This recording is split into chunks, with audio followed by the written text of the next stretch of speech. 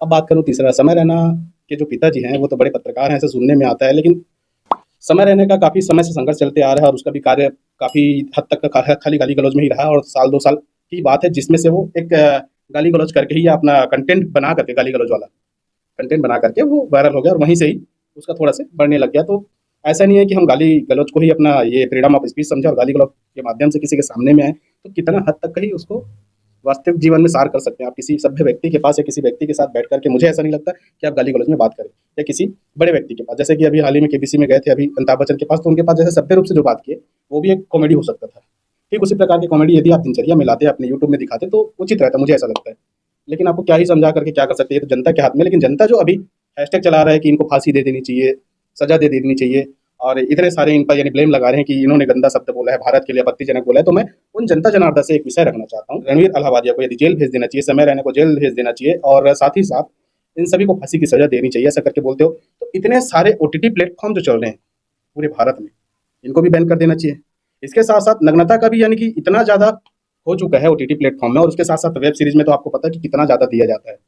मैंने काफ़ी सारा पिक्चर का भी ज़िक्र किया होगा आपके सामने में और काफ़ी सारे ऐसे पिक्चर हैं, जिसपे कि या जैसे एक मान लो अभी साल भर पहले या डेढ़ साल पहले एक रणवीर सिंह है, रणवीर सिंह ने एक नग्न अवस्था में फ़ोटो खिंचाया था, काफ़ी ज़्यादा वायरल हुआ था। तो ये भी भारत की संस्कृति के खिलाफ है एक हिसाब से देखा जाए।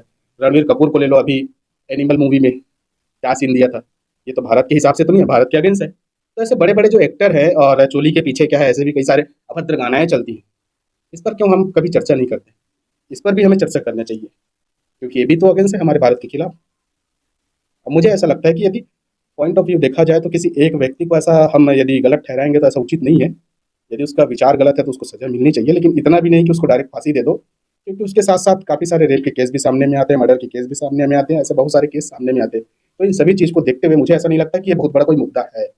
व्यक्ति देख रहे हैं, सुन रहे हैं तभी जाकर के ये परोसा जा रहा है। अन्यथा कोई व्यक्ति आपको परोस के नहीं दिखाया जाता। और साथ ही साथ पहली विषय मैं आपको ये बता दूँ कि ये जो विषय है ना, ये आपके तक तभी पहुँचा होगा जब आप ये विषय को देखने के लिए चाहे होगे, या तो आप ऐसा विषय देखते होगे। क्योंकि जो एल्गोरिदम है यूट्यूब का हो, चाहे फेसबुक का है, चाहे जो भी आप चलाते होगे प्लेटफ़ॉर्म वगैरह, उसका एल्गोरिदम ऐसा रहता है कि आप जैसा चीज़ देखोगे, वैसा ही चीज़ आपके सामने में परोसा जाएगा। और मुझे तो ये कहीं से सुनने को मिला कि ऐसा-ऐसा टाइप का विषय हो चुका है, तो मैं जाकर के टॉपिक को बनाने का प्रयास किया हुआ है। ऐसा भी मेरे पास ऐसा कुछ वीडियो नहीं था कि मैं बना पाऊँ करके, मेरे को भी किसी के माध्यम से वीडियो मिला, पूरा वीडियो तब जाकर के मैं पूरा सुनने के बाद इस विषय को बना पाया हूँ। तो आप कमेंट के माध्यम से ज़रूर बताएँ कि हमको किस हद तक का उतरना चाहिए, ब्लेम किनको-किनको करना चाहिए। और रही बात यदि ब्लेम हम किसी को करें तो हम कितने सही हैं, या हम कितने सकारात्मक या किसी कितने आध्यात्मिक हैं और कितने क्या हैं, इस पर भी ध्यान देना चाहिए।